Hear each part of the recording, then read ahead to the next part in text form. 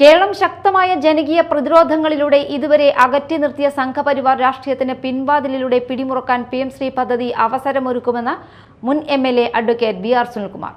കേരളം ഒന്നടങ്കം എതിർത്ത PM ശ്രീ പദ്ധതി നടപ്പാക്കാനുള്ള സംസ്ഥാന സർക്കാർ നീക്കത്തിനെതിരെ CPIയുടെ നേതൃത്വത്തിൽ കൊടുങ്ങല്ലൂർ താലൂക്ക് ഓഫീസിലേക്ക് നടത്തിയ മാർച്ച് ഉദ്ഘാടനം ചെയ്ത് സംസാരിക്കുകയായിരുന്നു അദ്ദേഹം.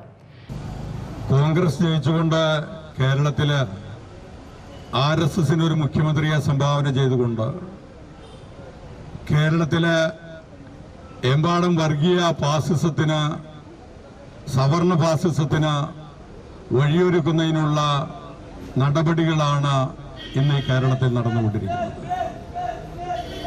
PM ശ്രീ പദ്ധതിക്ക് കമ്മ്യൂണിസ്റ്റ് പാർട്ടി എല്ലാ കാലത്തും എതിരായിരുന്നു, CPI എല്ലാ കാലത്തും എതിരായിരുന്നു.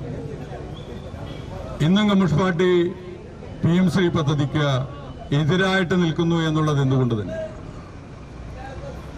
കമ്മ്യൂണിസ്റ്റ് പാർട്ടിക്ക് മതേതരത്വ സമൂഹം നിലനിൽക്കണമെന്ന ആഗ്രഹമുണ്ട്, ഇന്ത്യൻ ഭരണഘടന നിലനിൽക്കണമെന്ന ആഗ്രഹമുണ്ട്, ഇന്ത്യൻ ഭരണഘടനയിലെ എല്ലാ മൂല്യങ്ങളും സംരക്ഷിക്കപ്പെടണമെന്ന് കമ്മ്യൂണിസ്റ്റ് പാർട്ടി ആഗ്രഹിക്കുന്നുണ്ട്.